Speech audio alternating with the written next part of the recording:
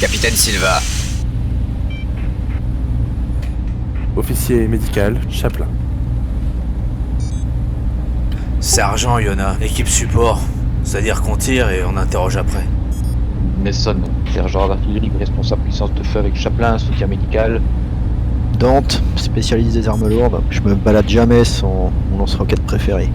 Zmijewski, première classe. Ma spécialité, c'est l'assaut urbain. Hammer. À vos ordres, capitaine.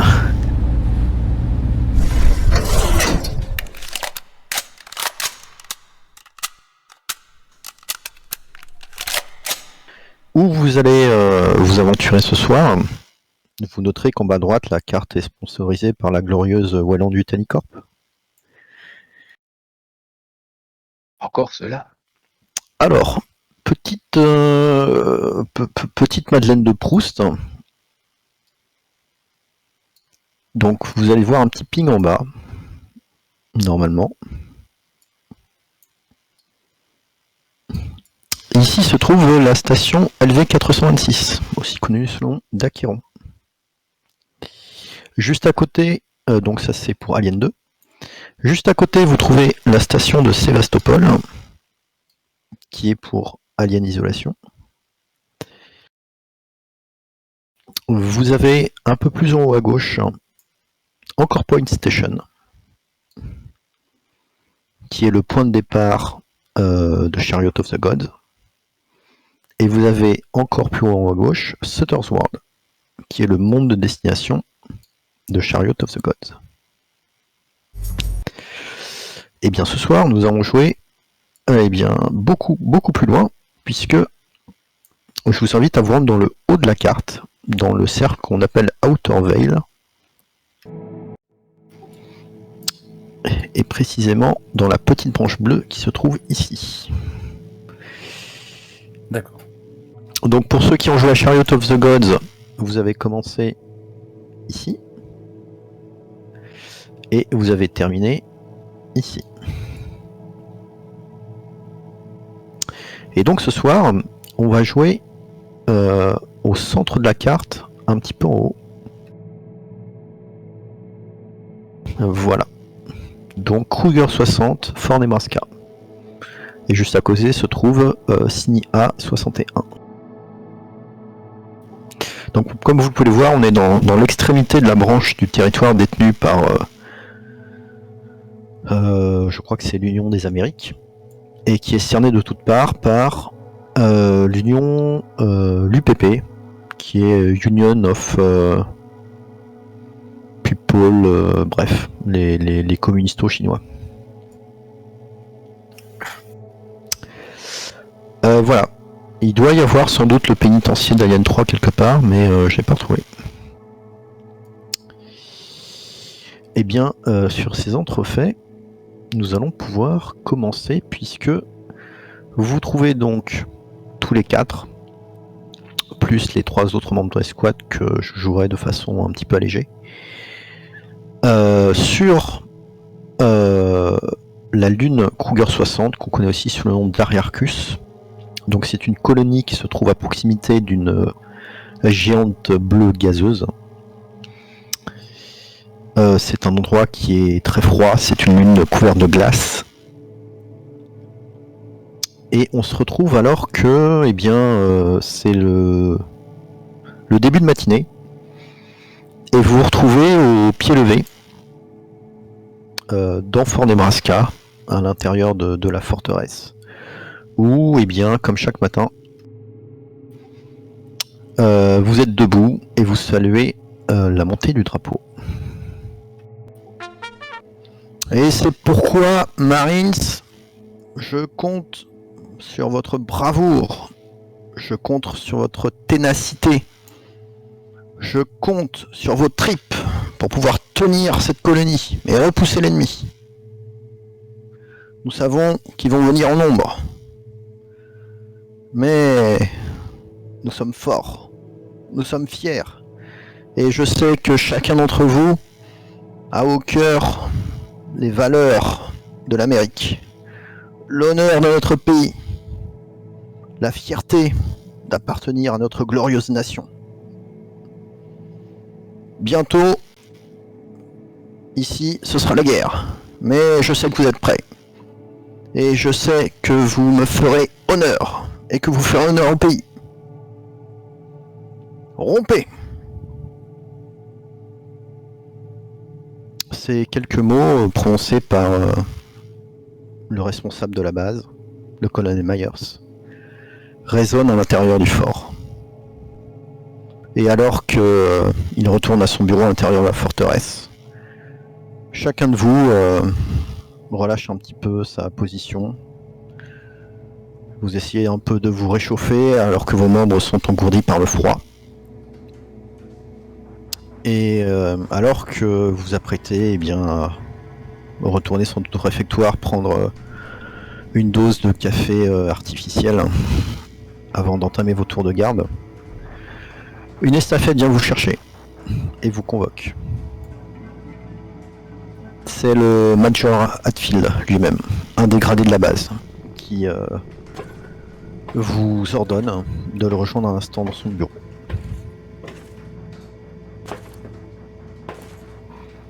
Celui-ci est plutôt lumineux, assez cossu,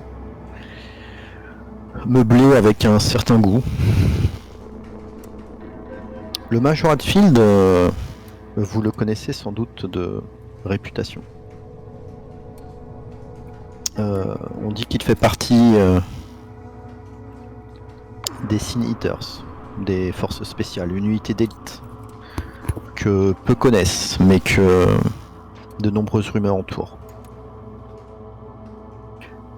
Il est célèbre aussi pour porter à sa ceinture une vieille épée, qu'on dit qu'elle a peut-être plus de 200 ans, une sorte de sabre, entourée d'une poignée recouverte de peau de requin, c'est lui qui le précise.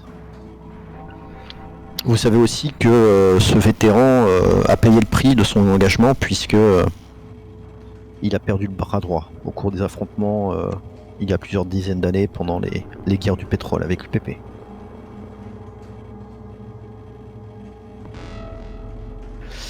Et c'est cet homme, cigare à la main, qui vous jauge un par un. Il y a Chaplin, le droïde. Il y a Dante, première classe. Hammer, simple soldat. Yona, sergent. Mason, sergent d'artillerie. Zmijewski, première classe. Et pour terminer, Silva, capitaine. Et la plus haute gradée de cette assemblée, ma foi, quelque peu hétéroclite. Le Major Hatfield pose son cigare, après en avoir respiré une dernière bouffée, et s'adresse à vous. Soldat, eh bien, je pense que vous êtes au courant de la situation. Il y a 48 heures à présent, ces salopards de l'UPP ont envahi la colonie de Sini 61, à quelques parsecs d'ici. Nous avons perdu tout contact avec la colonie. Mais on peut supposer qu'elle a été envahie et colonisée par eux. À l'heure où je vous parle, vous savez aussi que une troupe comprenant aussi bien des Marines que des croiseurs est en route pour la colonie pour essayer de la reconquérir. Je sais que chacun de vous devait partir sur le front. Et je sais déjà la question que vous allez me poser, mais pourquoi est-ce qu'on nous a retenus ici? C'est très simple. Et là, il te regarde avec insistance, Silva. La hiérarchie a décidé que, avec une garnison aussi réduite, Il était peu probable que nous puissions tenir la colonie et en même temps porter une contre-attaque. C'est pour ça qu'ils ont préféré tout miser sur l'offensive. Nous sommes donc en train d'essayer d'évacuer nos forces, mais aussi les civils qui sont cloués sur place. Et c'est là que les choses se sont brusquement envenimées. Il y a un peu plus de 24 heures, nous avons appris que des Marines, des nôtres, ont déserté. Et nous avons de sérieuses raisons pour penser que, ils veulent passer de l'autre côté. Ils ont en leur possession des informations cruciales sur la sécurité de cette base, les emplacements d'armes, le personnel, les stocks de munitions, l'armement, des éléments que nous ne pouvons pas permettre de tomber entre les mains d'ennemis. Pire, le colonel Meyers nous a informé que il avait reçu de sources sûres des informations sur des actes terroristes imminents. Je ne vous cacherai pas la vérité, nous savons que parmi la population, il y a une frange qui préfère l'UPP aux Marines, mais cette fois-ci, ça a l'air d'être encore plus sérieux. Il a parlé d'attaques sur l'ascenseur spatial, voire sur la station pétrolifère qui se trouve en orbite. Ces deux éléments sont notre porte de sortie pour quitter la colonie. Nous ne pouvons pas les mettre en danger et par conséquent le colonel Meyers a ordonné l'arrêt temporaire de l'évacuation jusqu'à ce que la menace terroriste ait été complètement éliminée. Il est fort possible que les déserteurs participent ou du moins contribuent à ces attaques. Votre mission, Marines, est de retrouver ces déserteurs et de confisquer toutes les informations qu'ils auraient pu emmener avec eux. Ce sont, il te regarde à nouveau, Silva, des membres des Siniters. Ils font partie de nos forces spéciales d'élite. Ils font partie du personnel que j'avais encore sous mes ordres. Putain, Major, dites-moi que c'est pas vrai. Si. Par conséquent, vous n'avez pas affaire de simples troufions. Ce sont des personnels d'élite. De préférence, nous les voulons vivants. Pour savoir notamment leur contact avec l'UPP. Il y a sans doute des traîtres parmi nous, nous voulons les identifier. Mais si jamais ils résistent, tirez pour tuer. Eux n'hésiteront pas. Ce sera vous ou eux. C'est clair. Et donc je suppose que vous m'envoyez chercher ce signateur avec de vrais soldats. Eh bien, les 6e que j'ai réunis autour de vous, Sylvain, sont des personnels que j'ai choisis moi-même. À partir de maintenant, vous constituez l'équipe Charlie. Vous serez en contact avec moi en personne via un canal sécurisé. Je coordonnerai les opérations depuis Fort Nebraska.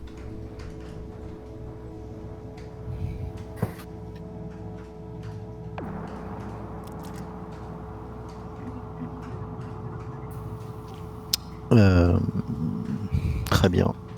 Des questions, Marines ? Quand est-ce qu'on commence? Ah, j'aime entendre ça. Est-ce qu'on sait combien ils sont et de quel matériel ils disposent? Il prend un dossier sur la table qu'il te tend. Merci, Major, je vais faire mes devoirs. Dans ce dossier se trouvent 4 photos, 4 portraits. Est-ce que je les connais? Non, ça ne te dit rien.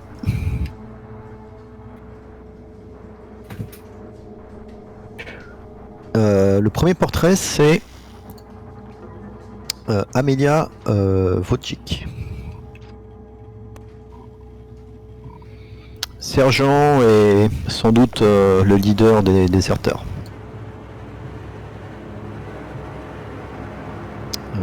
Tireuse d'élite. Le deuxième, Carvalho. Première classe, spécialisé des armes lourdes.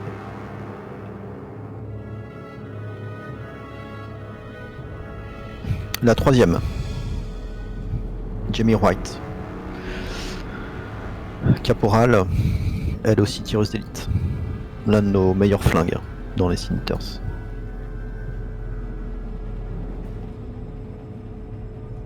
Et le dernier, Reese, caporal, spécialisé dans l'infiltration. Ils sont tous les quatre à considérer comme armés extrêmement dangereux. Maintenant, pour ce qui est de pistes, j'en ai deux. La première, c'est que, si je me mettais à leur place, j'essaierais de foutre le camp pour rejoindre l'UPP. Et pour ça, le plus pratique, c'est le Passe-le-Port. Il est sous couvre-feu pour le moment, mais peut-être qu'ils ont tenté leur chance là-bas. La deuxième piste, nous avons eu récemment des informations vis-à-vis d'espions qu'on a infiltrés un petit peu dans la colonie et ils ont parlé d'un bar. L'œil d'Oblivion. Un bar un petit peu miteux dans la périphérie de la ville. Mais visiblement, peut-être un lieu de rendez-vous pour non pas les déserteurs, mais des civils qui préparaient avec enthousiasme l'arrivée du PP. Il se peut que les fugitifs se soient rendus là-bas pour essayer d'établir des contacts. Vous êtes en train de nous dire qu'on va en terrain hostile? Je suis en train de vous dire que vous allez voir, vous allez aventurer dans la ville. Et que il va falloir quand même faire preuve de doigté. Il y a encore beaucoup de civils ici. Donc ouvrez le feu si vous le devez, mais ne l'ouvrez pas n'importe comment et n'importe où. Souvenez-vous qu'il y a quand même des pipelines bourrés de pétrole partout ici. Ah, je préfère. Je crois que vous inquiétez pour les civils. J'attends à ce que vous me communiquiez au fur et à mesure les informations que vous allez pouvoir récolter et que vous me tenez informé de la suite des opérations. Une fois que vous aurez mis la main sur ces 4 salopards, vous serez clair pour rentrer à la base. C'est bien reçu, mon colonel. Ce sera fait. C'est clair, soldat? Colonel. C'est clair, Major. Oui. Et il y a plus. Je vous entends pas, c'est clair, soldat? Yes, sir! Oui, ça. C'est clair. Sir. Oui, Major. Filez au dépôt de ravitaillement. On est en train de vous préparer un APC. Équipez-vous et bonne chasse.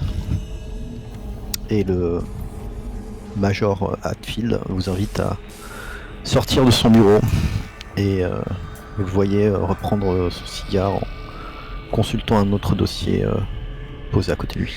Putain, ça pue ça. J'aime pas les missions, il y a des civils partout là. Ça me rend nerveux. Un avis compréhensible, mais Tous ces Très cher. regards. camarades, il faut bien prendre en compte que nous sommes censés être des soldats professionnels. Nous devrons donc prendre les choses avec... Enfin, la situation avec raison. Bien sûr. Et n'oublions pas l'ingrédient supplémentaire que nous n'avons pas pour chaque mission, le doigté. Tout à fait, Mason. Ah, je vois que comme d'habitude, tu ne perds pas tu n'as pas perdu justement tes traits d'esprit, ta perspicacité. Tout à fait, tout à fait. Mais je suis d'accord avec le Major. Les civils, il faut se méfier. Allez, on se dépêche, on va chercher les petits bébés. Vous vous rendez au garage de Fort Nebraska. où effectivement on vous a préparé un véhicule. Est-ce que vous décidez de prendre... alors dites-moi ce que vous voulez emmener avant de partir, de sortir du fort, en termes d'armes, munitions, etc. Vous êtes déjà équipé de tout ce que vous avez comme inventaire. D'accord, on est d'accord. Par contre, vous pouvez remarquer que par défaut, le nombre de munitions est de 0. Libre à vous d'emmener la quantité de munitions que vous souhaitez, mais bien sûr, plus vous en emmènerez, plus ce sera difficile à transporter. Bien entendu. Et du coup, il est où le stock? Est-ce qu'on peut voir le stock disponible? Tu as tout ce que peut disposer un Marines en termes de ravitaillement. Grenade? Oui, potentiellement. Fumigène? Mhm. D'accord, ok, bon. Ah, ok, c'est pas mal. Grenade incendiaire, grenade fragmentation. Par exemple. contre, si tu me proposes des grenades incendiaires, je te regarde, je te dévisage de mon regard impassible. Je pense qu'il faudrait vraiment éviter ce genre de matériel, soldat. Croyez quoi qu'on va tenir un salon littéraire? Non, mais Pipeline, soldat, pipeline. voilà. Ne perdez pas de vue le briefing, Dit soldat. Sylvain en tirant sur sa clope pendant le trajet. Très détendu. Je fais partie de l'équipe médicale, j'ai pas envie de recoudre des doigts à des doigts de civils, moi. Tout à fait. Encore une fois. Et moi non plus, d'ailleurs. Donc, là, pas de grenades incendiaires ni de grenades explosives. Ah, on va faire ça au poil. Oui, Par contre, très bonne idée pour les grenades fumigènes. Je pense que nous devons tous en prendre. On va faire dans le chirurgical. Grenade à fragmentation, chef. ouais, ça me paraît une bonne idée aussi. Mhm. Une fumigène, une fragmentation. Une incendiaire. Non, pas d'incendiaire. Ah, Non. ça c'est non. mon boulot. Quand il s'agira de parler de médecine. Ok. Ça c'est mon boulot. Ok. Sylva, c'est le dernier mot te revient en tant que capitaine de Et l'escouade. voilà, pareil, je me tourne vers Sylvain. Aussi, avec mon regard impassible, mais en attendant qu'il prenne sa décision. Eh ben, je dis toutes les grenades que vous voulez, mais les grenades incendiaires, c'est moi qui les porterai. Très bien. Faudra Vous pas prenez- abuser du Chili alors, chef. Vous prenez donc combien de grenades chacun? 3. Dans l'ordre que j'ai dit. Donc 3 frags et 3 fumigènes chacun, et en plus 3 incendiaires pour Sylvain. Mhm. Moi, Ok. j'en veux une de chaque, moi. Chef, il me faut une incendiaire. Ne vous inquiétez pas. Sur le moment, t'auras ton incendiaire quand... Sur le moment. D'accord, chef. D'accord. Ok. Votre vous, empressement si tu veux, n'est pas rassurant. une paire de tongs, tu peux aussi. Ouais, un stylo plume. Pour signer les autographes. Ouais, c'est une très bonne idée, ça. Ouais, je laisse ça aux intellos de la bande. Est-ce que... T'avais fini là avec vos grenades, patati, on peut y Ouais, aller. je suis bien d'accord. En termes de poids, en fait, qu'est-ce que ça représente, là? Est-ce que ça nous encombre beaucoup? Pas beaucoup, mais vaut mieux pas qu'il y ait une balle qui vienne atteindre une des grenades. Ah, oui, En effet. effectivement. Ouais, bah, on va y aller en Si vous slip. mettez ça la va main pas dans la de risque. poche et puis qu'il faut la retirer, peut-être pas Sachant qu'elles sont... Ah oui, d'accord, on est d'accord que les grenades, telles qu'on les présente, ça va vraiment se présenter sur notre côté, vraiment... Ne vous inquiétez pas, ils vont pas nous voir arriver. De toute façon, on doit faire une mission d'infiltration, si j'ai cru comprendre. On a affaire à des experts en face. Donc on va y aller mollo. Allez. On va y aller en finesse. Pas de Man n'a pas parlé pour rien. Bon. C'est bien de la finesse. Tout à fait. Hein, vous en pensez quoi, Sylva? Chef. Pour l'instant, c'est que de la parlotte. On verra sur le terrain.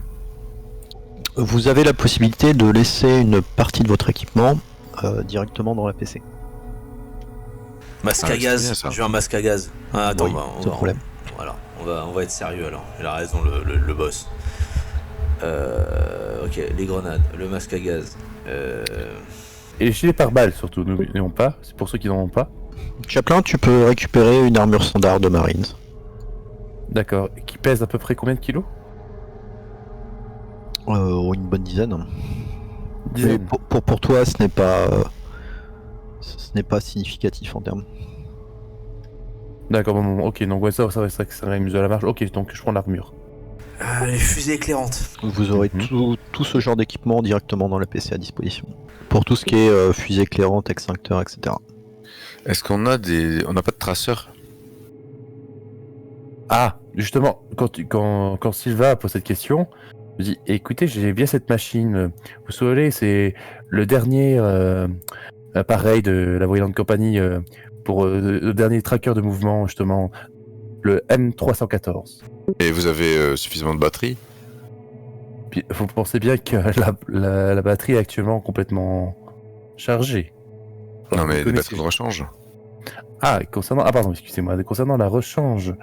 Ah non, vous faites bien. Vous faites bien de me rappeler, je n'en ai pas. Écoutez, puisque vous évoquez la question, je pense que je vais en prendre au moins 2. On n'est jamais trop prudent. Donc 2 batteries raison, pour Chaplin, d'accord. Des munitions. Sachant, pardon, juste entre parenthèses, généralement quand j'utilise cet appareil, ça a une autonomie d'à peu près combien d'heures? Trop peu, souvent. D'accord. Ah oui, donc c'est le genre de truc, ça peut, genre, si je l'utilise par exemple pendant 1h30, c'est bon, c'est déjà... Oui, 1h30 d'utilisation contenue, à mon avis, c'est même bien au-delà des capacités de la batterie. Lunettes de Parce nuit. que j'en prendrai 3. Je prendrai 3 batteries. Je préfère tu veux le que j'en lire. Pas une de batterie pour si jamais après, ça aurait fait la partie. Pardon, je n'ai pas entendu ce que tu as dit, excuse-moi. Tu veux que j'en prenne une de batterie? T'en prends 2, j'en prends une. Oui, tout C'est à fait, non, oui, c'est vrai. oui, bien entendu. Est-ce qu'en tant que capitaine, je suis au courant des différentes spécialités de mes hommes là?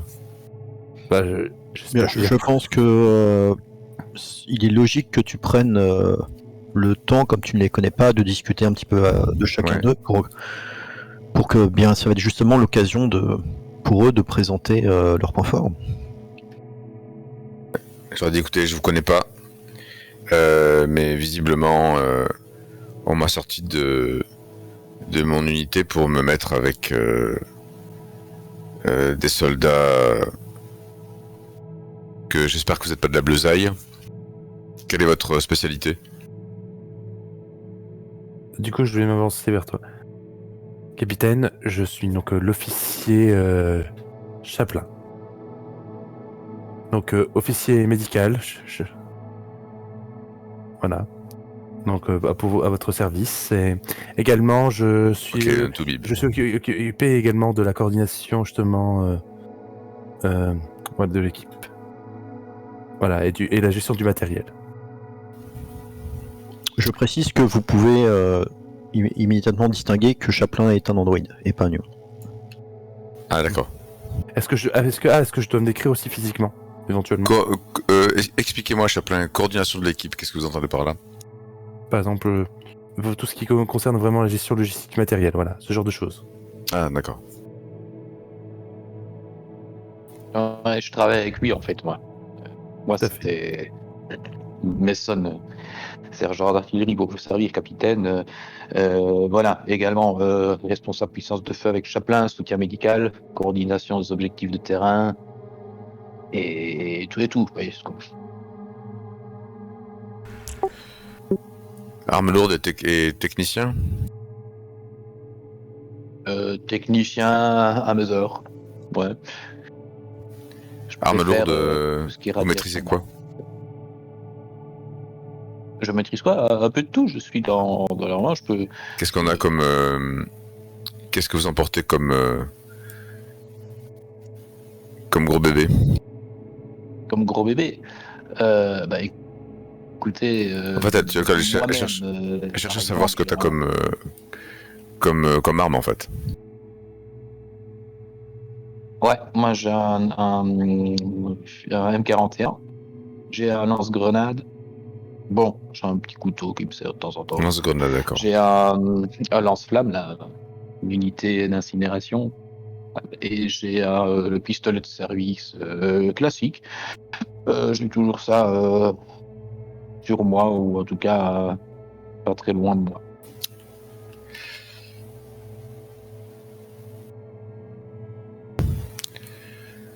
D'accord. Et Et j'ai toujours un kit de détection de radiation chimique, biologique, nucléaire, un compteur, un Geiger, etc. C'est un peu ma spécialité aussi. Ce qui nous distingue de Chaplin, on a quand même nos côtés à nous. On n'est pas les deux les mêmes. Moi, je suis pas un androïde, par Non, exemple. bien entendu. C'est vrai que moi, je suis vraiment spécialisé vraiment pour l'assistance médicale. mhm. Et Ilona? Sergent Yona, chef. Équipe support, c'est-à-dire qu'on tire et on interroge après. Mais là, j'ai cru comprendre qu'on allait faire des relations publiques, alors je serai un vrai gentleman.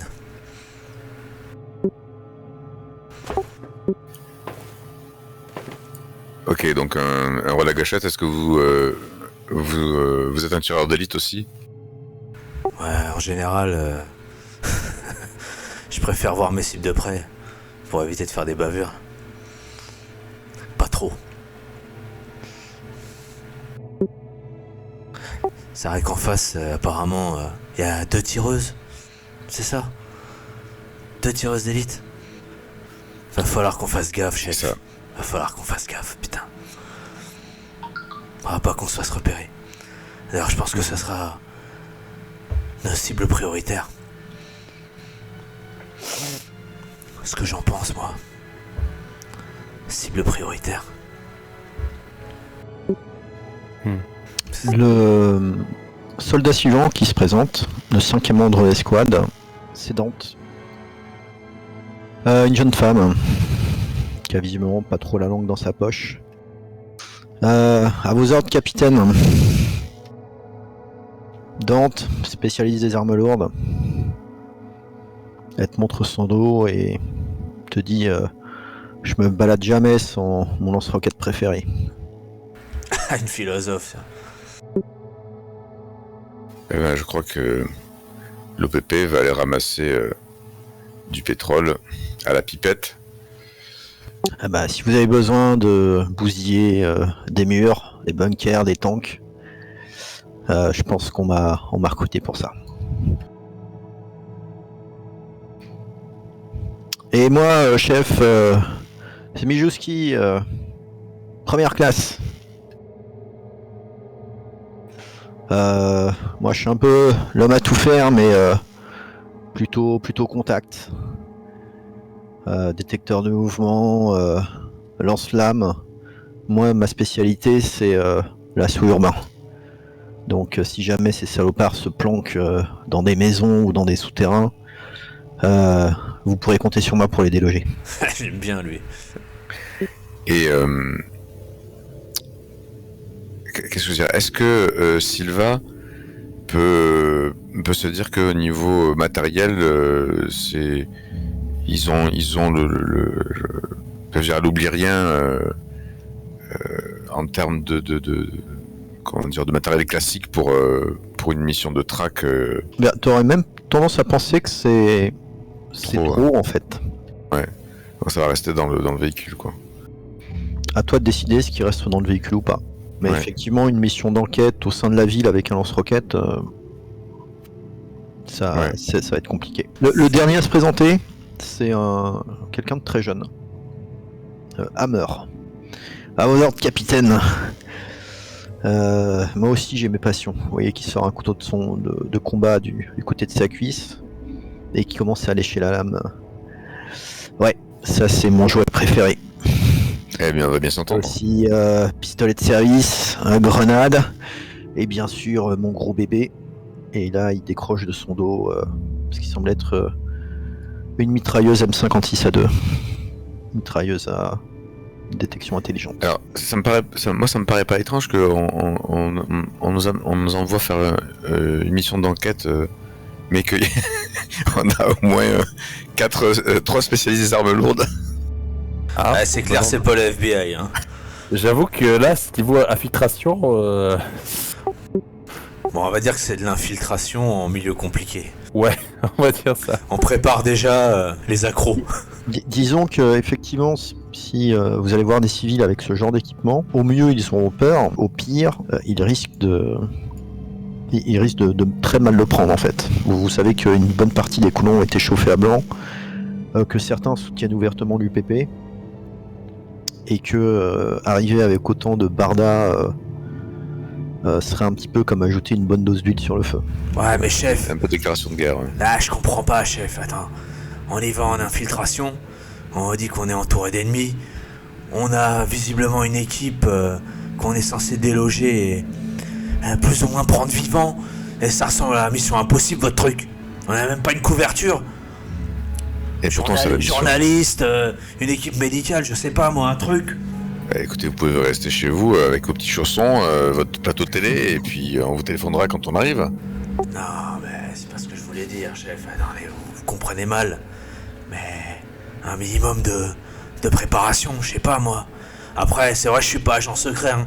Je vais pas vous mentir, la couverture elle va vite tomber. Mais par principe, qu'on arrive avec quelque chose, quoi. Parce que là, si on arrive, c'est vrai, comme l'a dit Hammer là, si on arrive à équiper comme des porte-avions, je vois pas combien de temps on va pouvoir jouer le jeu de Je pense l'infiltration, quoi. je pense qu'on va pas être les seuls Marines sur le terrain.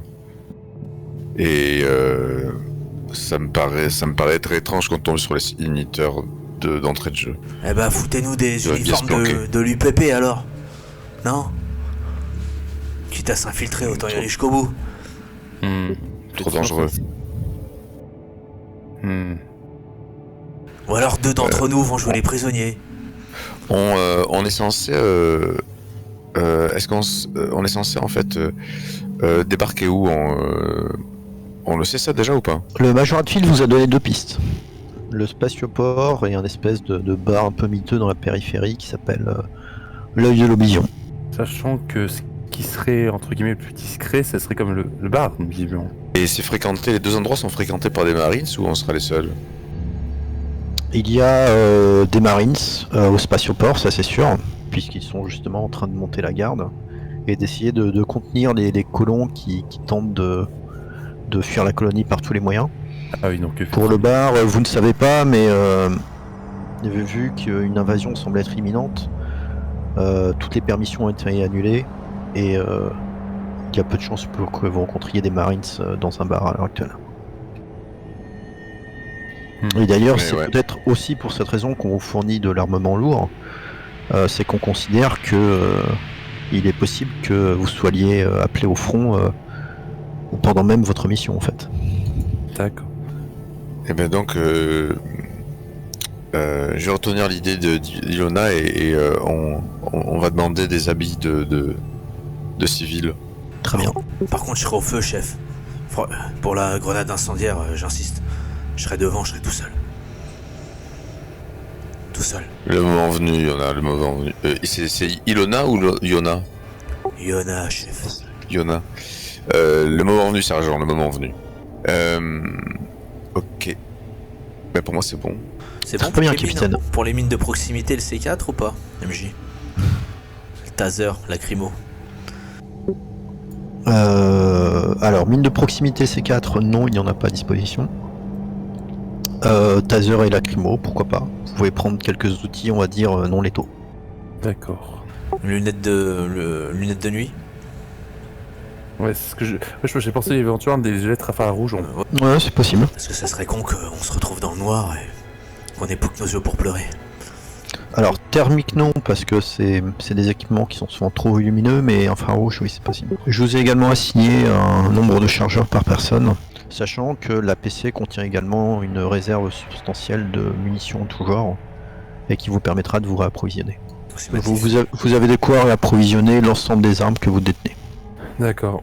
Et pardon, et pour mon personnage éventuel, est-ce qu'il serait possible d'avoir un petit pistolet? Je prendrais vraiment le modèle Le standard. pistolet de service standard des Marines. Par contre, j'ai pas vos noms. Enfin, j'ai du mal. Je sais que c'est le sergent, le lieutenant Silva. Mhm. Et après, Capitaine. Capitaine Silva. Je vous avais déjà dégradé. Capitaine Silva.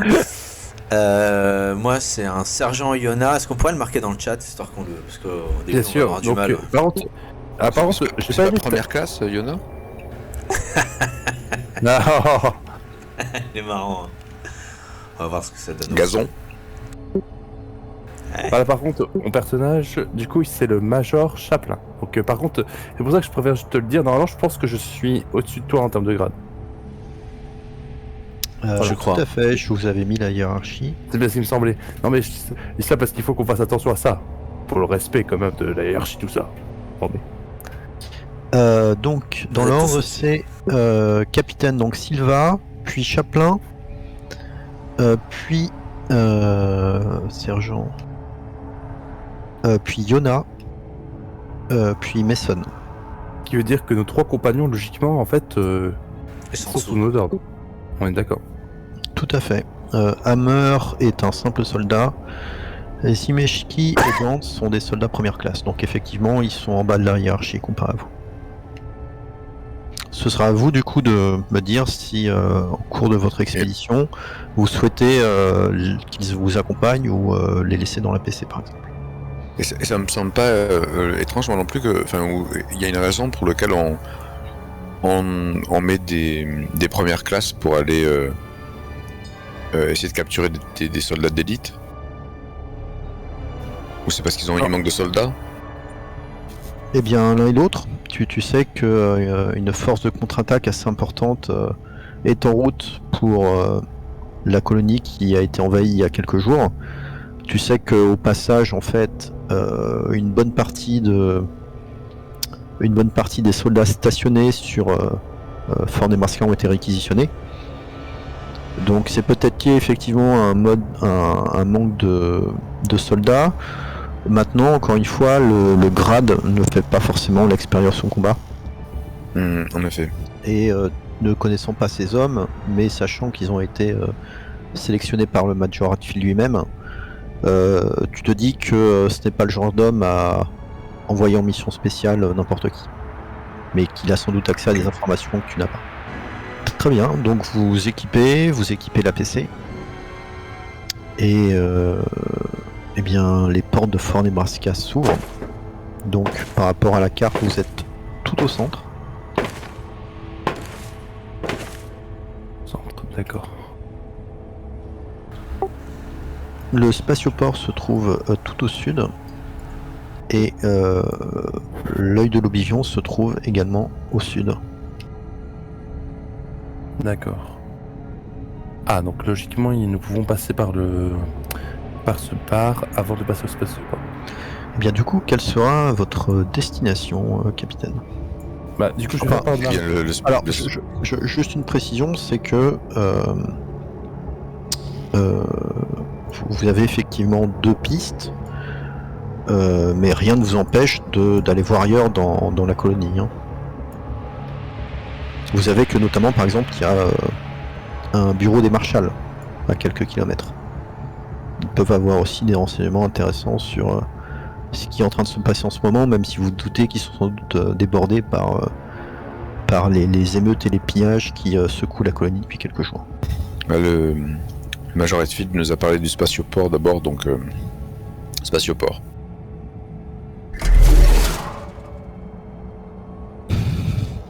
Eh bien, vous vous mettez en route et vous entendez les portes blindées de Fort Nebraska se refermer derrière votre APC qui conduit.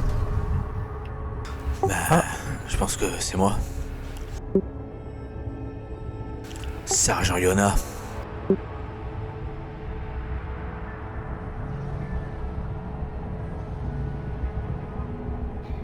Jonas me commande. Le véhicule part, soulève un peu de poussière et de glace. Vous êtes à l'intérieur d'une ville qui ressemble plus en fait à une raffinerie qu'à une ville à proprement parler.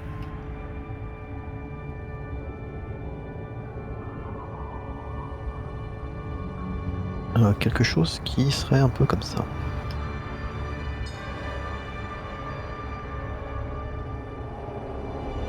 Voilà. Donc la colonie entière ressemble à ce que vous voyez à l'écran en fait, un peu de choses près. Il y a des rues étroites, des pipelines partout, la ville est sombre, sale, il fait toujours très froid. Et il n'y a que très peu de soleil sur Ariarchus. En fait, il n'y a que la lumière de l'étoile la plus proche qui est reflétée indirectement sur la Lune par la planète gazeuse géante qui est juste à côté de la colonie. Vous sentez que le temps commence à se dégrader et que des flocons commencent à tomber, le vent commence à se lever. Il y aura peut-être une tempête de neige dans les prochaines heures. C'est très fréquent en ce moment. Vous vous dirigez vers le spatioport. Vous croisez, eh bien ma foi, assez peu de monde dans les rues. Les gens semblent terrés. Il y a quelques groupes de badauds. Certains d'entre vous, en voyant votre véhicule, s'enferment dans leur maison. D'autres semblent proférer des insultes. Vous avez même l'impression que l'un d'eux vous a envoyé un caillou. Vous entendez un petit clong sur la paroi. Et vous arrivez au bout de quelques dizaines de minutes devant le spatioport.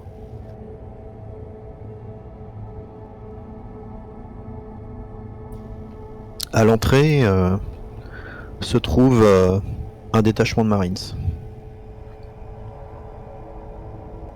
Et l'entrée du spatioport est même gardée par un tank lourd. Vous voyez 2 Marines qui s'approchent de votre APC et vous demandent de vous arrêter.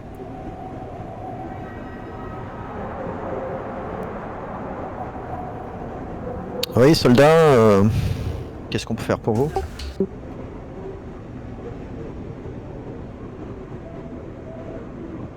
Eh ben, Sylvain se présente. Et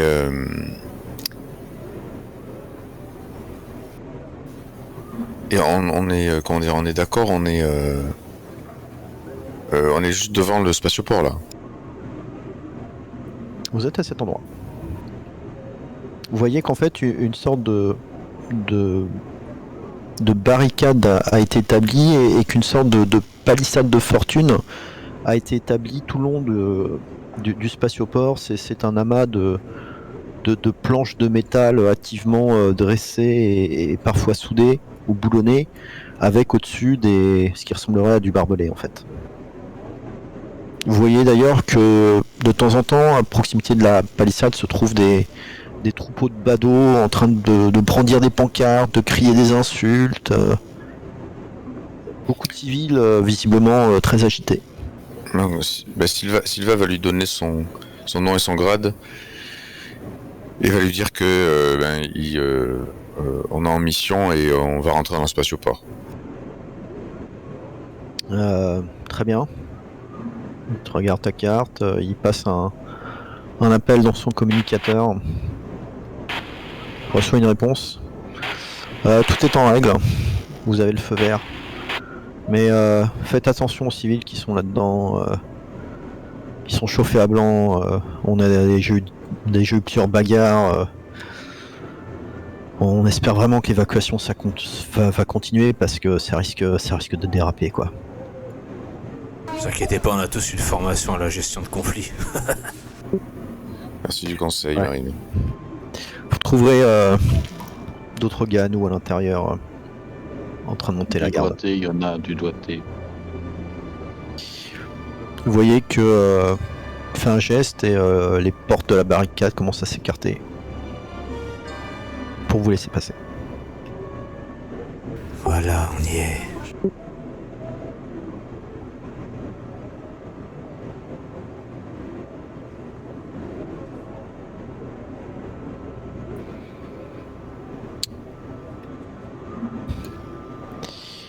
Vous voyez que au sol, encore partiellement amarré, se trouve un vaisseau spatial de classe Conestoga. C'est le croiseur standard des marines coloniaux.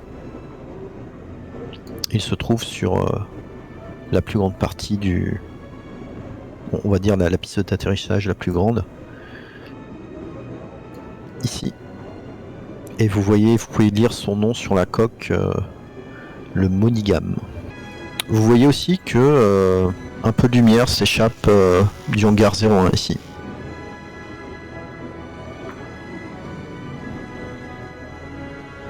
Par contre, les volets de la tour de contrôle,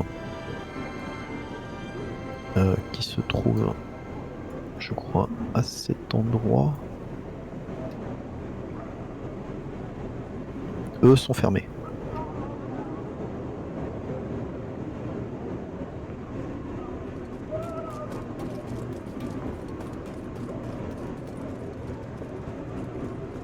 Vous voyez que autour du monigame se trouve une douzaine de marines qui semblent garder le vaisseau. La porte d'embarquement du vaisseau est fermée. Les lumières sont éteintes.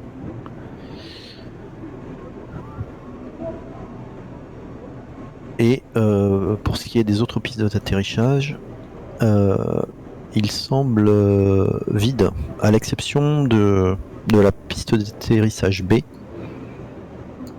sur laquelle se trouve, semble-t-il, une station de ravitaillement en énergie. On a des communicateurs radio entre nous ou pour se Tout à parler fait. Si, vous avez tout ce qu'il faut au niveau de vos casques. Et bien peut-être aller voir les Marines qui sont stationnés et puis leur demander s'ils ont pas vu passer les Marines dont on a les photos là. Je demande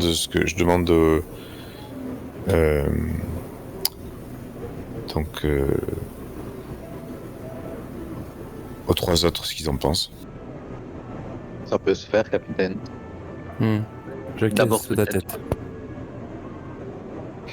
Bien, les marines stationnées autour du monigame te saluent militairement. Prends les photos. Vous êtes à la recherche de ces personnes, c'est ça? Des gars, C'est ça. Regarde un petit peu. Ça me dit pas grand chose. John! John, ramène ton cul un peu! Oui, chef! Tiens, dis-moi, t'aurais vu ces gens-là récemment? John regarde les photos. Non, ça me dit rien. Mais avec tout le bordel qui est en ce moment dans la colonie, ils sont peut-être stationnés à Fort Nebraska, non? J'en sais rien. Écoutez, le premier reprend la parole. Écoutez, désolé Marines, mais il semble pas qu'on les ait vus. Il y a des départs tous les jours ici ou Il y avait jusqu'à ce que l'évacuation était suspendue. D'accord. J'espère qu'elle va reprendre. Et s'il y avait des gens qui se planquaient en attendant de prendre le prochain vol, ou voire même essayer de... Aucun risque que quelqu'un vole une navette ou autre? Risque non, il faudrait la faire décoller, il faudrait savoir la piloter. Non, que quelqu'un fasse ça directement. Non, maintenant, tu vois qu'ils dessinent le hangar derrière eux, là. Le hangar numéro 2. Il y a des centaines de civils là-dedans. Ça fait, pour certains, plusieurs heures, voire presque une journée, qui sont en train de pourrir à l'intérieur. Je vous cache pas que certains sont désespérés, voire furieux. Ils nous insultent, traitent de vendus. Il y a tellement de mouvements qu'on n'a pas pu... on n'a pas le temps ni les moyens. On n'est qu'une douzaine, Marines. On n'a pas eu le temps de les identifier. Donc s'il y a des gens qui se planquent là-dedans, peut-être qu'il s'est glissé parmi les civils. Ouais, c'est possible. Ok. Sinon, je crois que dans le hangar 01 se trouve aussi un vaisseau civil. Mais a priori, pas en état de décoller, d'après ce que j'ai compris. Il est sous surveillance? J'ai pas reçu d'ordre dans ce sens-là. On peut aller jeter un coup d'œil. Ah, bien sûr, oui. Faites comme vous voulez. Si jamais vous décidez d'entrer dans le gare numéro 2, quand même, soyez prudents. Il y a des gars à moi là-dedans qui maintiennent l'ordre, mais ça sent pas bon. On espère qu'ils vont relancer l'évacuation avant qu'il y ait des émeutes. Très bien, merci Marine. Donc vous vous rendez dans le hangar 01. Et vous y trouvez effectivement un vaisseau de transport à l'intérieur. Par contre, vous pouvez noter rapidement que le réacteur qui se trouve à l'arrière a été démantelé. Il y a semble-t-il des caisses de ravitaillement posées un peu partout, des exosquelettes de chargement également se trouvent là. Tout un fratras d'outils mécaniques posés à proximité, comme si eh bien quelqu'un s'était arrêté en plein milieu des réparations. Mais en tout cas, pas amis qui vivent. Et le vaisseau est clairement pas en état de décoller à l'heure actuelle. Chaplain, Major, Sergent Mason, est-ce que pourriez regarder en fait le vaisseau, voir s'il y a eu du trafic récemment? Bien entendu. Ouais, capitaine, on s'en charge. M'approcher plus près. Est-ce qu'on voit s'il est vide, ou est-ce qu'on peut détecter que du passage, pas qu'autour du vaisseau, mais pour rentrer dedans ou en sortir? Eh bien, il y a une porte de chargement qui est fermée, et une porte permettant d'accéder au cockpit qui est fermée également. D'accord. Maintenant, il est peut-être possible de forcer la serrure de façon électronique, par exemple. Effectivement, c'est ce que j'avais proposé éventuellement qu'on... je dis... Mason, j'ai mes petits... Commencer Je par la possède porte mes- du cockpit, peut-être, non? nous pouvons essayer. Tu as toujours tes outils. Oui, oui, oui. Bon. Mais Alors, je me disais, elle est peut-être tout simplement ouverte, hein. Bien, mais au cas où, je préfère te poser la question. Mais écoute, Ouais. je vais tester je vais voir si elle est ouverte. Elle est fermée et verrouillée. Bon, pas de surprise à ce niveau-là. Donc, nous tentons d'ouvrir la Eh ben, porte. j'aimerais bien essayer de l'ouvrir. Eh bien, faites-moi un jet. L'un de vous me fait un jet de Comtech. Je suis très bon, Ouais. honnêtement. Donc, T'es très bon. Eh ben, oui. écoute, dans ce cas-là, vas-y. voilà. Allez, donc je le fais. Ah oui. Alors, bah... C'est pas possible.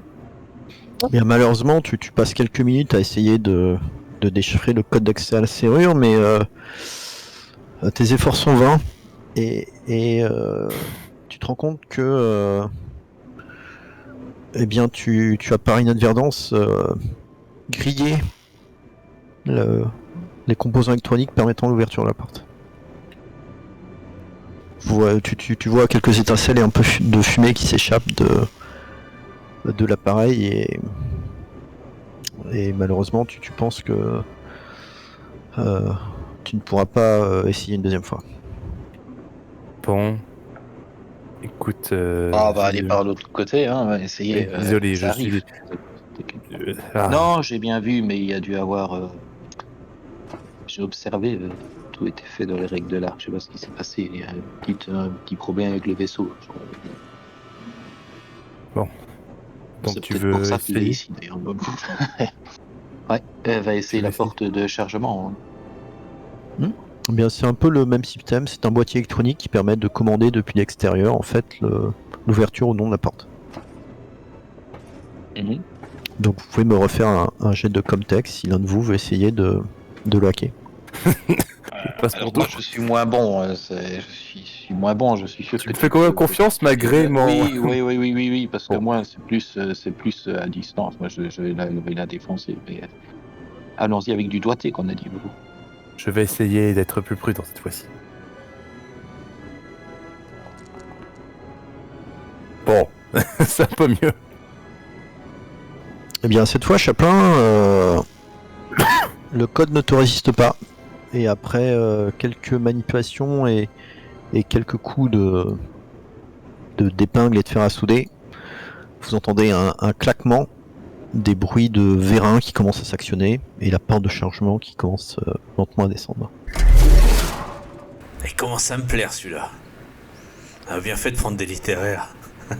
N'importe quoi. Eh bien, la soute du vaisseau est à présent accessible. Du coup, nous allons justement dire au capitaine et aux autres de venir. On se déploie dans les règles de l'art, hein. On n'entre pas comme ça, coucou c'est nous. Oui, bien sûr. Après, éventuellement, ce qu'on peut faire, c'est tous les deux, c'est qu'on peut peut-être commencer à entrer en éclaireur. Si tu es d'accord. On prend quoi comme matos? Léger, on y va en smoking ou en tenue de combat? Ah ben, Sylvain va rentrer le smart gun au point. Hein. Ah, ça commence. Ouais. C'était Moi le rapide. pistolet, Ça a pas duré longtemps l'infiltration, capitaine. On n'a pas encore tiré. Bah, s'ils sont là maintenant, l'infiltration est terminée, mais bon. Ici on n'est pas parmi les civils, hein, ici. Hein. Allons-y. Eh bien, donc tu entres de façon plutôt discrète, je suppose. Oui. Alors, qui entre en premier et qui suit quel est votre ordre de marche? Je vais suivre le capitaine si elle rentre en premier. Enfin, c'est ce que j'ai compris. Eh bien, mais j'ai oublié le nom. Dragon, c'est quoi? C'est Mason. Mason. Si Mason elle rentre en premier, Sylva le suit, sinon elle passe devant. Ouais. Non, moi je veux bien rentrer en éclaireur, comme j'avais dit. Voilà, donc du coup, Voilà, je suis derrière, je le couvre. Je suis Mason aussi. Hein. Dans ce cas, si elle va en premier.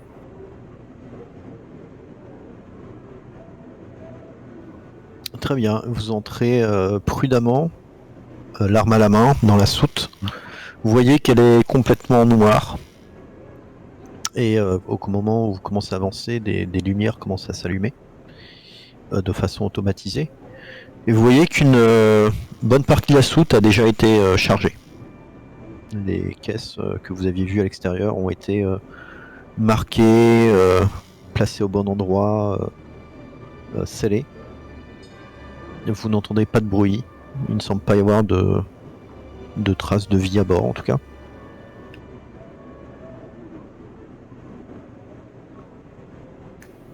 Question débile, mais... Ah, pardon. Est-ce qu'il y a un accès par à l'intérieur pour arriver au cockpit ou on est obligé de passer par la porte qui... Non, vous pouvez accéder jusqu'au cockpit de l'intérieur sans souci. Ok. Moi, ce serait principalement ce qui m'intéressera si jamais il n'y a personne dans la... Et les caisses, on peut savoir ce qu'il y a dedans ou elles sont scellées? Elles sont scellées, mais vous pouvez toujours forcer l'ouverture pour voir ce qu'il y a dedans. Bah, moi, je force l'ouverture d'une des caisses, ouais.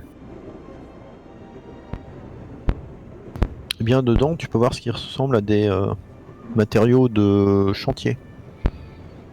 Marteau-piqueur, torches, divers outils de ce qui semble être des outils de minage, principalement.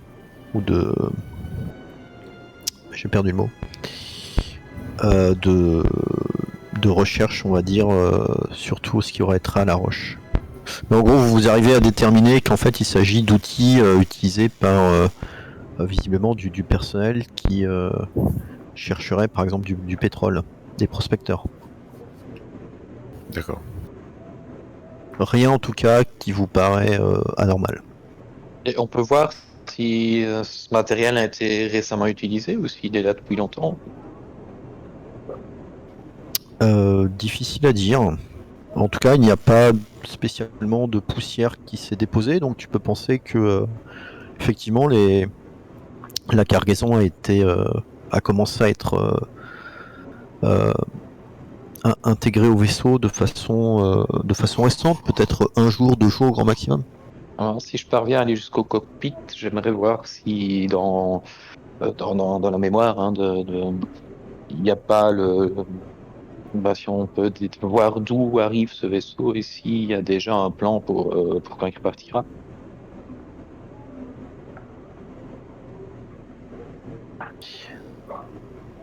Oui, tu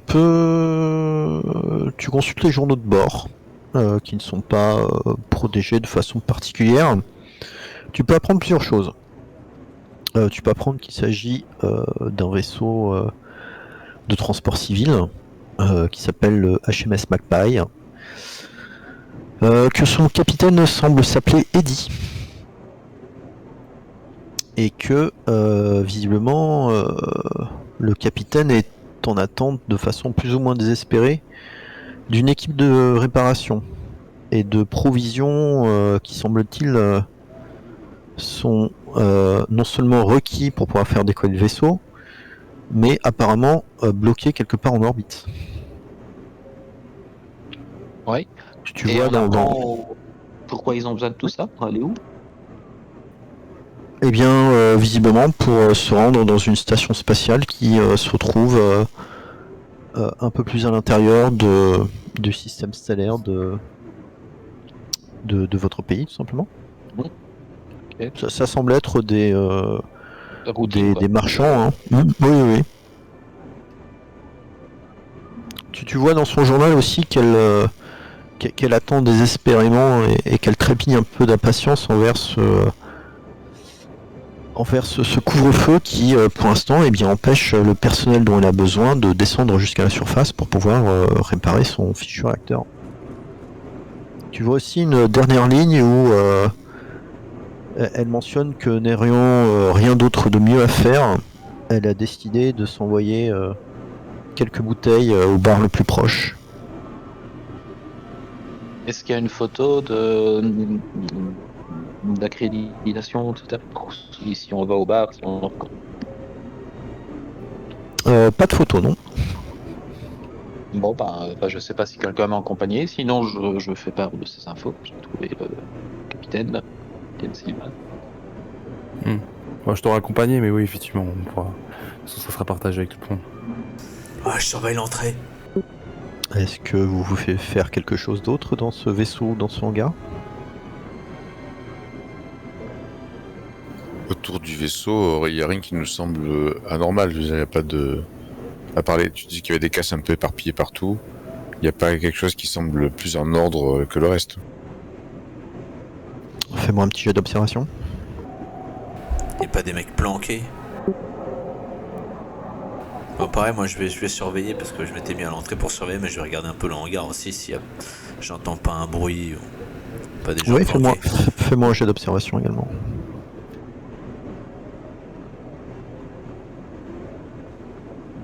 Alors, observation, alors... Ah oui, c'est bon.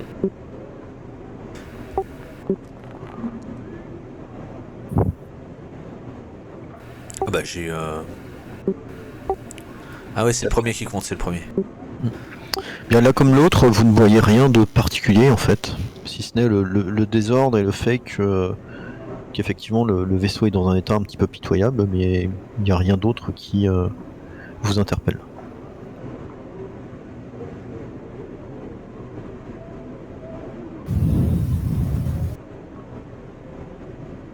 Il fait froid ou c'est quoi le climat, la température?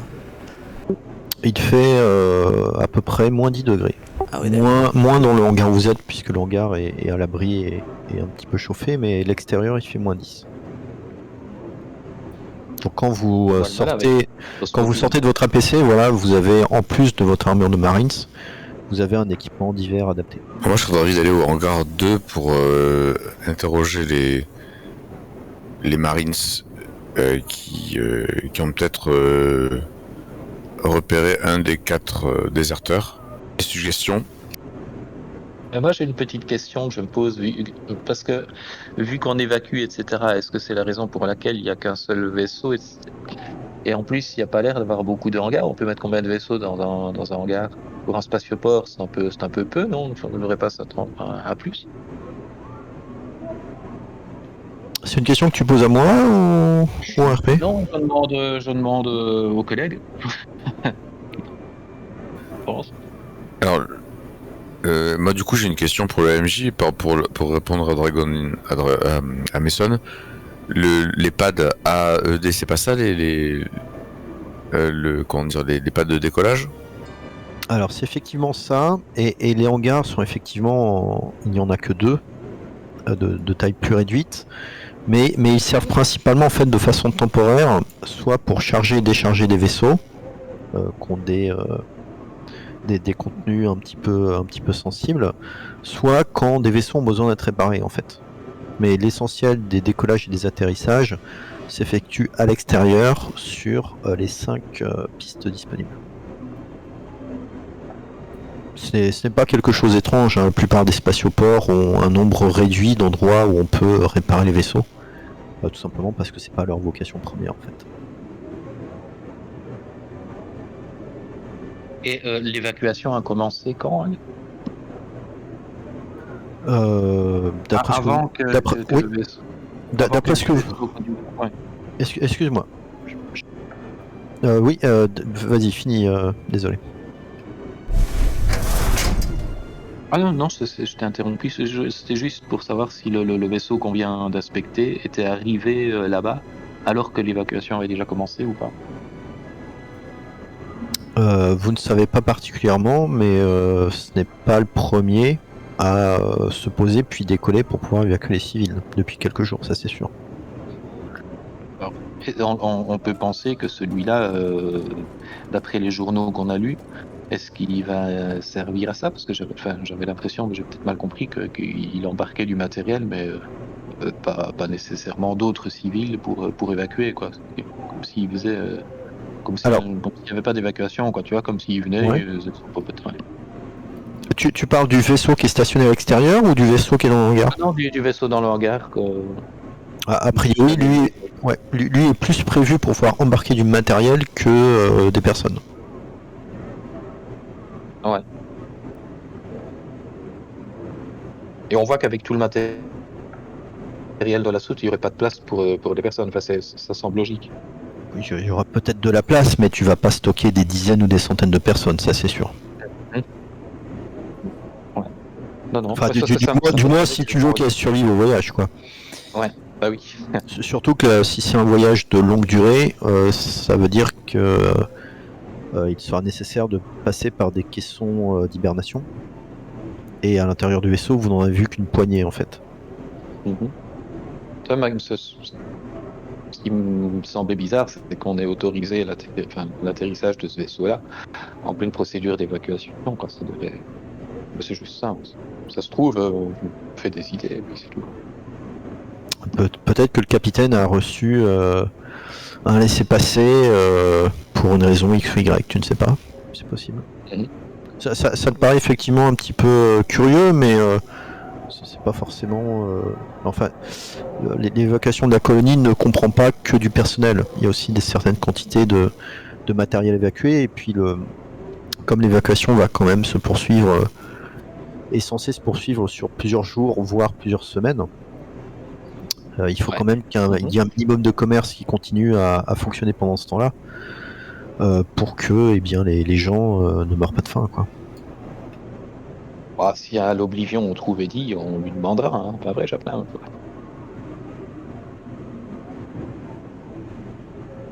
Bon, capitaine, on commence à prendre racine là. Effectivement, il a raison de... Moi je suis d'avis d'aller au hangar numéro 2.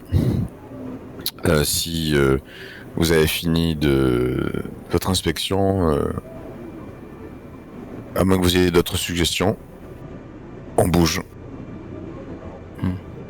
Je l'ai déjà dit, sergent. Ouais.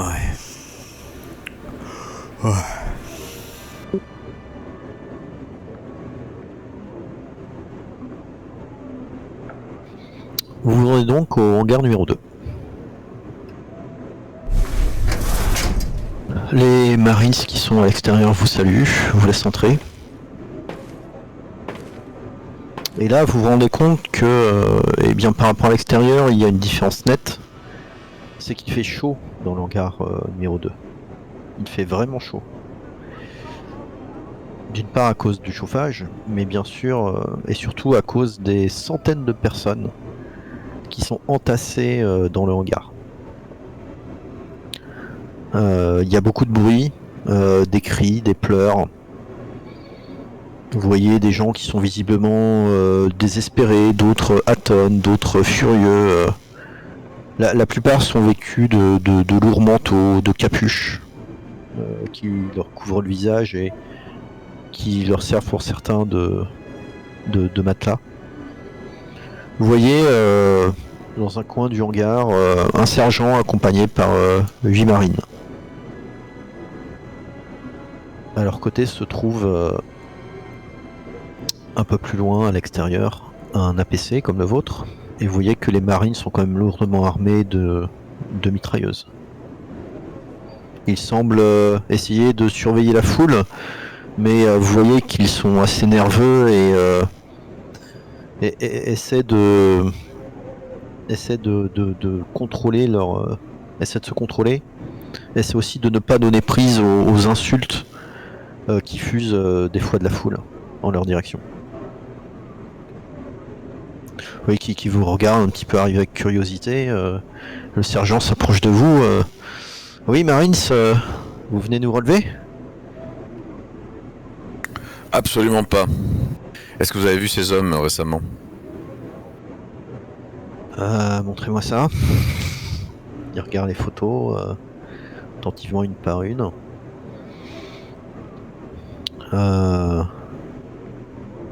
Écoutez, non, ça me dit rien. Vous pensez, ce sont quoi? Ce sont des... Visiblement, ce sont des nôtres. Il y a une raison pour laquelle vous la cherchez? C'est parce qu'ils sont des nôtres, justement.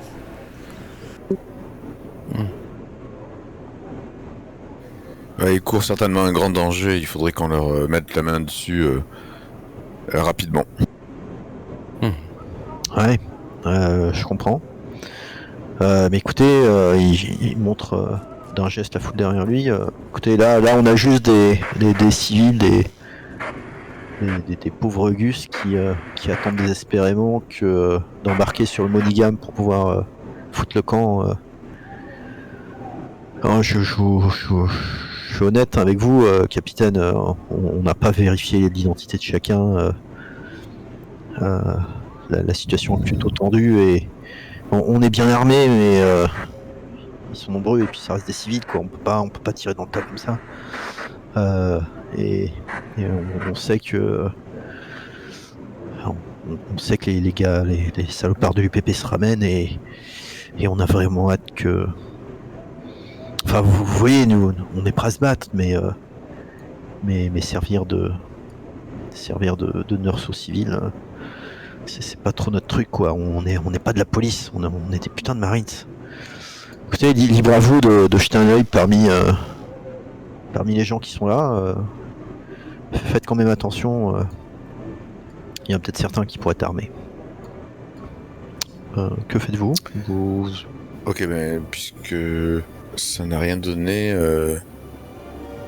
Sylva va dévisager les autour d'elle, en fait, voir si... bon, je suppose que les gens doivent pas être pas super sympas.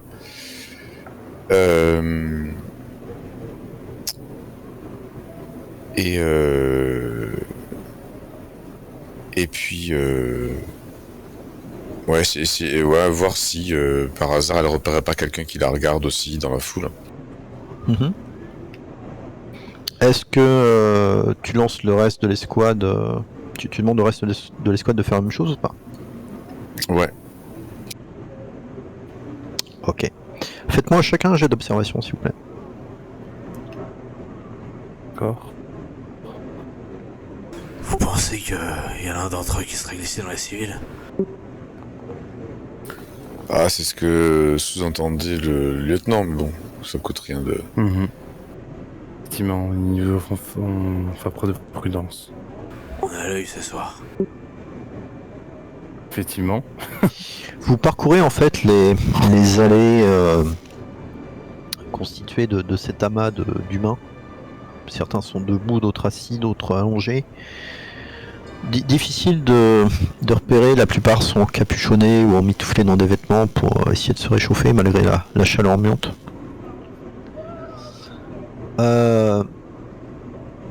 Néanmoins,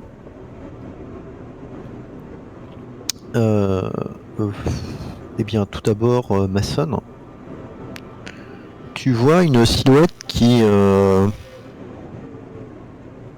tourne un petit peu sa tête vers vous. La silhouette est encapuchonnée, tu ne vois pas son visage, mais elle jette un œil et se déplace un peu plus loin. Est-ce que je suis le seul à avoir remarqué ça? Parce Non. qu'on peut essayer de Le- approcher. Les autres, vous percevez en fait ce mouvement du coin de l'œil. Vous avez vu Mason se rapprocher de quelques civils et l'un d'eux, de façon pas très discrète, s'est levé, s'est éloigné de quelques mètres et s'est réassis.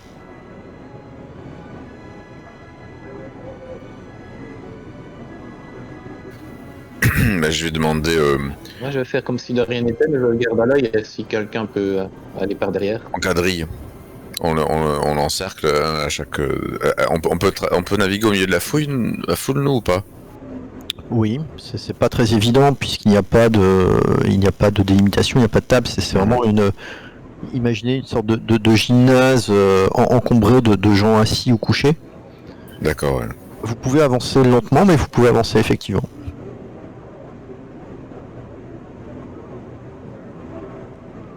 Et Mason, tu vois que alors que tu continues à te rapprocher de lui, de nouveau il se relève, essaye de se déplacer comme si de rien n'était et va encore un peu plus loin, au milieu de la foule, plus loin cette fois-ci. Alors, est-ce que ça a marché ce que. Enfin, oui, on peut dire que c'est un ordre hein, de quadriller je fais signe aux autres en désignant le gars qui se déplaçait en fait en leur demandant de constituer un carré de façon à l'encercler en fait, hein, histoire que ils puissent pas nous échapper longtemps. Mais en fait, tu peux tout à fait transmettre tes ordres via ton micro de façon. C'est vrai, ben voilà. Donc vous commencez à vous placer pour pouvoir encercler cette silhouette. Vous voyez qu'il se relève encore une troisième fois, regarde un petit peu autour de lui de façon insistante et te voit toi, Mason, mais voit aussi Chaplin qui se trouve à sa gauche et Yona qui se trouve à sa droite. Et tu vois, a priori, tu penses reconnaître le visage d'un homme. Il semble un petit peu paniqué, il reste sur place, il hésite. Est-ce que je suis à portée de voix? Ouais, t'as portée de voix, ouais. Je lui dis qu'on ne lui veut pas de mal, on a juste une question à lui poser. Tu vois qu'il se tourne vers toi. Est-ce que quand il se retourne, on reconnaît sa tête ou pas d'une des photos quoi? Non, ce n'est pas un des déserteurs. C'est pas un... Non, ok. Vous avez l'air d'avoir froid. Vous avez besoin de quelque chose? Froid, moi non, j'ai pas froid, il fait plutôt chaud ici, mais vous savez quand est-ce qu'on va partir? J'aimerais pouvoir vous le dire, mais... Tu vois qu'il essaie de reculer en même temps qu'il te parle, Mason. Non. Je le serre par derrière. Pareil, Vous inquiétez pas. Tout le monde va bien pouvoir rentrer chez lui. Tu l'empoignes par derrière Non, je l'empoigne pas. En fait, je me mets derrière lui, en fait. Vous avez des papiers d'identité? Des papiers Non, j'ai tout laissé en partant de chez moi. Yona, tu me fais un jet d'observation, s'il te plaît.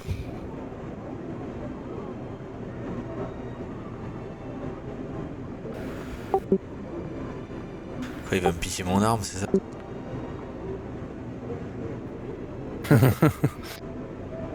Est-ce que tu veux push? Et je me mangerai un point de stress, c'est ça? Forcément. Alors j'accepte. Oh. T'as joué, t'as perdu. J'aime le stress. Tu ne remarques rien de particulier quand tu l'approches par derrière. Sylvain, il te fait non, mais vous savez, moi, je juste foutre le camp de ce trou. Je vais aller dans le vaisseau et me barrer. J'ai tout laissé chez moi. Je suis qu'un simple technicien. Comment vous appelez? Je m'appelle Mickaël. Ouais, mais Mickaël, c'est ça. Tu fais un jeu d'observation, s'il te plaît. Dernier avertissement, comment vous appelez? C'est parce que, excuse-moi, moi qui observe la scène, est-ce que quand je le vois, il bégaye vraiment comme ça? Est-ce qu'il a l'air pâle, et trucs comme ça? Ouais, il a l'air pâle, tu vois qu'il transpire abondamment, ses mains tremblent un petit peu. Il a l'air fiévreux, chef. Ça, C'est peut-être contagieux. Oui, bah moi je vais le dire tout de suite, écoutez, ne l'approchez pas. Cet homme, on dirait que cet homme semble malade. Enfin, laissez-moi l'approcher, s'il vous plaît. Alors, tu dis ça à qui? Tu dis ça à Sylvain? Moi, j'ai fait un succès. Ouais, voilà, je dis ça, oui, à Sylvain, c'est à Sylvain que je le dis. Ok, donc Sylvain, tu entends Chaplin te dire ça à travers son micro. Enfin, non, vous êtes à portée de voix. On a porté, oui, c'est ce que je dis. Par contre, Sylvain, tu peux remarquer qu'au niveau de sa ceinture, tu remarques des espèces de... Alors, il est vêtu d'une sorte de manteau qui le couvre de la tête aux pieds, hein, avec une capuche. Mais tu peux remarquer des espèces de bosses au niveau de sa ceinture qui te paraissent étranges. D'accord, je pense tout de suite à une possibilité de grenade ou de bombe ou d'explosif. Tout à fait. Tu vois qu'il continue à transpirer. Vous pouvez me laisser tranquille, s'il vous plaît? Je voudrais juste partir. J'ai faim. J'ai froid. Je veux juste me barrer de ce trou perdu. Vous allez me laisser partir, hein? Est-ce qu'on voit ses mains? Oui, il y en a une qui commence à glisser vers sa ceinture. Oh là, est-ce qu'on a le temps d'intervenir? Il y a de la foule, il y a de la foule. Bah, Je dis ça dans l'oreillette. vous êtes en plein milieu de la foule, effectivement, et la plupart de vous, enfin, vous en êtes tous qu'à quelques mètres de lui. D'accord, est-ce que je peux m'approcher discrètement par derrière pendant qu'il est occupé par les autres? Est-ce que je peux essayer? Bah, fais-moi un jet de mobilité. Voilà. Donc, J'ai une idée, mais Je recule, moi je recule. moi je recule et je pointe le fusil Ouais, ça sur marche. sa tête en lui disant de garder les mains en l'air. Bon, bah ça marche, on dirait. Chaplin, c'est bon. Tu parviens à te glisser derrière lui sans qu'il s'en rende compte. Sylvain, tu le pointes et tu vois tu vois Mickaël se figer sur place, mais sa main ne quitte pas sa ceinture en fait. Et justement, ce que je vais faire, c'est que... Main en l'air! Non, mais tandis que les autres les occupent, je vais Je sortir recule. mon scalpel et je vais le mettre sur sa gorge et dire: bon, mon très cher monsieur, vous semblez bien nerveux, donc je vous conseille tout de suite de retirer votre main de votre ceinture, afin d'éviter tout incident malheureux. Je vous prie. Fais-moi un jet de manipulation, s'il te plaît.